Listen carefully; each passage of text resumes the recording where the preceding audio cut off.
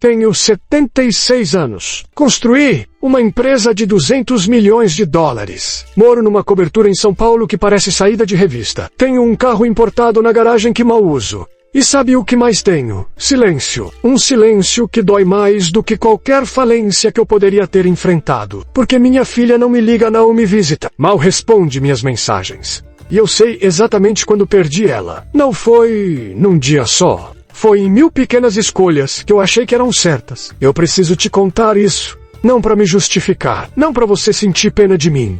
Mas porque talvez você ainda tenha tempo. Tempo que eu não tenho mais. E se você está nessa corrida agora, se você está sacrificando tudo para construir algo grande, eu preciso que você pare por 20 minutos e me escute. Porque eu aprendi do jeito mais difícil. Do jeito que não tem volta. Olha, eu não comecei rico. Cresci numa casa simples em Campinas. Meu pai era funcionário público. Minha mãe professora. A gente tinha o básico. Roupa limpa, comida na mesa, escola. Mas eu via aqueles caras de terno nos shopping centers, dirigindo carros brilhantes. E eu pensava, eu vou ser um deles. Eu não vou ser mediano. Não vou ser esquecido. Vou construir algo que prove que eu existo. Comecei a trabalhar cedo. Aos 17 anos, já estava vendendo qualquer coisa que desse comissão. Consegui juntar um dinheiro, fiz uns cursos e aos 25 abri minha primeira empresa. Era pequena, distribuição de material de construção, nada glamouroso. Mas eu via potencial, via oportunidade, onde os outros viam burocracia e conta para pagar. Casei cedo também. Conheci a Márcia numa festa de faculdade. Ela estudava pedagogia. Era tudo que eu não era. Calma, paciente, sonhadora. Eu era fogo, era urgência, era ambição pura. E ela me equilibrava. Ou pelo menos tentava. Tivemos a Laura, quando eu tinha 28 anos. Nossa única filha. E cara, quando ela nasceu, eu juro, eu senti algo que nunca tinha sentido. Era como se alguém tivesse aberto meu peito e colocado um sol lá dentro. Eu olhei para aquele rostinho e pensei, é por ela. Vou dar a ela tudo que eu não tive. Ela nunca vai passar necessidade. Nunca vai depender de ninguém. E, nos primeiros anos, eu ainda conseguia equilibrar. Trabalhava muito, mas voltava para casa. Via ela dormir. Fazia aquele joguinho bobo de aviãozinho na hora da comida. A Márcia reclamava que eu não ajudava o suficiente. Mas eu pensava, estou construindo o futuro dela. Quando a Laura tinha 4 anos, minha empresa deu um salto. Consegui uns contratos grandes com construtoras em São Paulo. De repente eu tinha 10 funcionários. Depois 20, depois 50. O faturamento multiplicou, e eu multiplicava as horas de trabalho junto. Saía de casa às 6 da manhã, voltava às 11 da noite, às vezes mais tarde. Fim de semana tinha reunião, feriado tinha conta para fechar. E eu achava natural, achava que era isso que homem de sucesso fazia. A Lavra cresce. E eu via ela crescer, mas era como assistir um filme em velocidade acelerada. Um dia ela tinha 6 anos e queria me mostrar o desenho que fez na escola. Eu disse que estava ocupado. Disse que depois a gente via. Ela guardou o desenho. Eu nunca pedi para ver de novo. Quando piscava, ela tinha 8 anos e tinha uma apresentação de dança na escola. Quinta-feira, 3 da tarde. Eu estava numa negociação em Belo Horizonte, impossível ir. A Márcia gravou. Eu assisti no avião. Uma semana depois, com o som no fone, vi minha filha dançando na tela pequena do celular, enquanto tomava uma cerveja e checava e-mails. Você acha que eu não me sentia mal? Eu me sentia... Todo pai se sente... Mas eu tinha uma desculpa perfeita. Uma desculpa que a sociedade toda validava. Eu estava trabalhando. Eu estava provendo. Eu estava construindo um legado. E qualquer pessoa que questionasse isso era fraca. Era medíocre. Não entendia o jogo. A empresa chegou a 100 funcionários quando a Laura tinha 12 anos. Eu abri filiais em 3 estados. Comprei a cobertura. Troquei de carro. Coloquei a Laura numa escola particular, caríssima, tudo do Meller. E quando ela reclamava que eu nunca estava em casa, eu falava, princesa, tudo isso aqui é pra você. Quando você crescer, vai entender. Vai ter orgulho do pai. Ela parava de reclamar. Mas não porque entendeu. Porque desistiu. Aos 15 anos, a Laura mal falava comigo. Quando eu chegava em casa, ela estava no quarto. Quando eu tentava perguntar como foi o dia, ela respondia com monossílabos. Tá, bem normal. E eu, em vez de parar e entender o que estava acontecendo, o que eu fiz, Trabalhei mais, porque era mais fácil fechar um contrato de 5 milhões do que sentar e conversar com minha própria filha. A Márcia tentou me alertar 1000 vezes. Disse que a Laura estava distante. Disse que ela precisava de mim. E eu respondia com o piloto automático. Eu sei, amor, eu sei. Semana que vem eu tiro uma folga. E a gente faz alguma coisa legal. Semana que vem virava mês que vem. Mês que vem virava ano que vem. E a Laura foi embora. Não fisicamente, mas emocionalmente. Ela saiu de casa enquanto ainda morava lá. Quando ela fez 18, passou no vestibular. Comunicação. Queria fazer jornalismo. Eu achei perda de tempo. Disse que ela devia fazer administração. Trabalhar comigo, assumir a empresa um dia. Ela só me olhou e disse: pai, eu não quero sua empresa. Nunca quis. Você que nunca perguntou o que eu queria. Aquilo me machucou. Mas eu empurrei para baixo do tapete. Ela era jovem. Iria, com o tempo, iria valorizar. A empresa continuou crescendo. Cheguei nos 200 milhões de faturamento. Fui capa de revista, dei palestra, virei referência.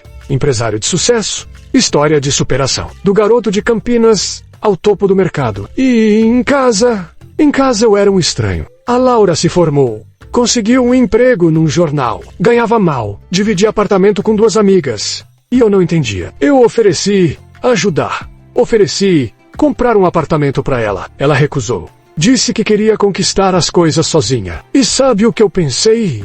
Que ela era orgulhosa. Ingrata até. Lavou anos para eu entender que ela não queria meu dinheiro. Ela queria meu tempo. E eu nunca dei. A Márcia morreu quando eu tinha 62 anos. Câncer rápido e cruel. E sabe qual foi uma das últimas coisas que ela me disse? Ela disse: você teve tanto medo de ser esquecido que esqueceu de estar presente. Nossas vitórias não vão estar no seu túmulo. Suas ausências vão... Eu não entendi na hora. Ou melhor, não quis entender. Depois do enterro, a Laura veio para casa. Ficou uns dias comigo e foi embora. E aí começou esse vazio, esse silêncio. Ela ligava às vezes, no aniversário, no Natal...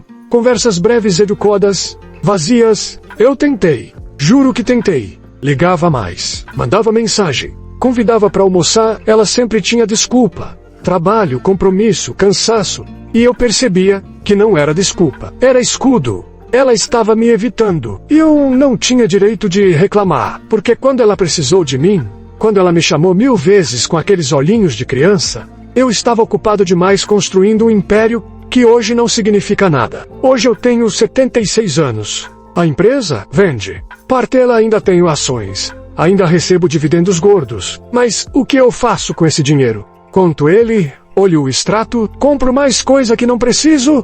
Moro sozinho nessa cobertura. Tenho uma empregada que vem 3 vezes por semana. Tenho um motorista que mal uso. E tenho uma filha que mora 12 quilômetros daqui. Mas pode muito bem estar em outro planeta. E sobe o pior não é o arrependimento. É saber que eu não posso voltar. Não posso recuperar aquela tarde que ela queria me mostrar o desenho. Não posso estar na apresentação de dança. Não posso voltar e perguntar: Laura, o que você sonha? O que te faz feliz? Me conta tudo. Eu construí 200 milhões de dólares e perdi o único tesouro que importava. Então escuta. Escuta com atenção. Se você tem um filho, uma filha, e você está nessa corrida louca, nesse ciclo infinito, de mais um contrato, mais uma mita, mais um 0 na conta bancária, eu preciso te dizer uma coisa. Isso é armadilha. É a maior mentira que te venderam. Te disseram que trabalhar até exaustão é virtude, que sacrificar família é necessário, que um dia eles vão entender, que um dia você vai compensar. Não vão, e você não vai, porque tempo não volta. Infância não pausa, adolescência não espera. E quando você finalmente parar, quando você construir tudo o que sonhou, você vai olhar em volta e perceber que construiu sozinho, que as pessoas que deveriam estar celebrando com você não estão mais lá. Ou estão, mas só fisicamente. Emotionalmente. Você perdeu elas no caminho. Eu pensava que estar presente era pagar a escola, cara. Era dar roupa de marca. Era garantir conforto. Mas presença não é isso. Presença é olho no olho. É sentar no chão e brincar. É largar o celular quando ela te chama. É perguntar como foi o dia e realmente escutar. É ir na apresentação. É fazer o dever de casa junto. É estar lá nos momentos pequenos. Porque são esses momentos que constroem o amor. Não os grandes gestos, não os presentes caros, os pequenos momentos repetidos. E outra coisa, essa ilusão de que você vai compensar depois, não existe. Criança não guarda crédito emocional. Ela precisa de você agora, hoje, nesse segundo. E quando você diz depois, você está dizendo não. Pode não parecer na hora, mas é isso que ela ouve. Não, eu sei que é difícil. Eu sei que as contas não param, que o chefe cobra, que o mercado não perdoa. Eu passei por tudo isso, mas eu te garanto, nenhuma meta profissional vale uma filha distante. Nenhum número no banco compensa o silêncio no jantar. Nenhum prêmio empresarial cura a solidão de saber que você foi um estranho na vida da pessoa que mais amava. Você acha que vai ter tempo? Acha que quando a empresa estabilizar, quando a promoção vier, quando a dívida for paga, aí sim você vai focar na família. Mas não vai, porque sempre vem outra meta. Outro desafio, outra desculpa perfeita. E quando você se dar conta, vai ser tarde. Seus filhos vão ter crescido, vão ter aprendido a viver sem você. E o pior, vão ter aceitado isso. Eu queria poder voltar. Queria ter tido coragem de dizer não para algumas reuniões, de faltar àquele evento empresarial para ir na festa de escola dela, de trabalhar menos e viver mais. Mas eu não tive, porque eu tinha medo. Medo de ser comum, medo de não deixar marca. E no fim das contas, eu não deixei marca onde mais importava. Deixei ausência. Então te peço uma coisa, se você tem filho pequeno, larga esse celular agora. Vai lá e abraça. Pergunta como ele está. Escuta de verdade. Se tem filho adolescente, para de empurrar teus sonhos pra cima dele. Pergunta quais são os sonhos dele e respeita. Mesmo que não faça sentido pra você. Se tem filho adulto que está distante, liga. Pede desculpa não justifica. Só diz, eu errei e eu quero consertar. Posso tentar? E se você ainda não tem filho, mas planeja ter, grava isso no fundo da alma. Nenhuma carreira, nenhum sucesso, nenhuma conquista material vai te abraçar quando você estiver velho. Quem vai? As pessoas que você amou e que se sentiram amadas de volta. E eu tenho tudo e não tenho nada. A Laura casou ano passado. Eu soube pelo Instagram. Ela não me convidou. E eu não posso culpá-la. Fui eu que construí esse muro, tiolo por tiolo, reunião por reunião, ausência por ausência. Às vezes eu penso em ligar, em tentar de novo, mas eu tenho medo. Medo que ela não atenda. Medo que atenda e seja só educação fria. E principalmente, medo de que seja tarde demais. Que o dano seja irreversível. Que eu tenha matado algo que não volta. Confiança, vínculo, amor. Não deixa ser tarde para você. Não espera chegar nos 76 anos, sozinho numa casa enorme, para entender que você trocou ouro por lixo, que você vendeu diamante e comprou vidro, que você teve a chance de ser herói na vida de alguém e escolheu ser ausente. Porque o maior sucesso que existe não está no faturamento. Está em ter alguém que liga quando você está doente, que chora quando você sofre, que comemora quando você vence e que te escolhe não por obrigação, mas porque quer sua presença. Porque você foi presente. Eu não consegui. Mas talvez você consiga. Talvez você seja mais inteligente que eu, mas e corajoso. Talvez você entenda agora o que eu só entendi quando já era tarde. E se esse vídeo mexeu contigo, se alguma coisa aqui tocou fundo, deixa um comentário.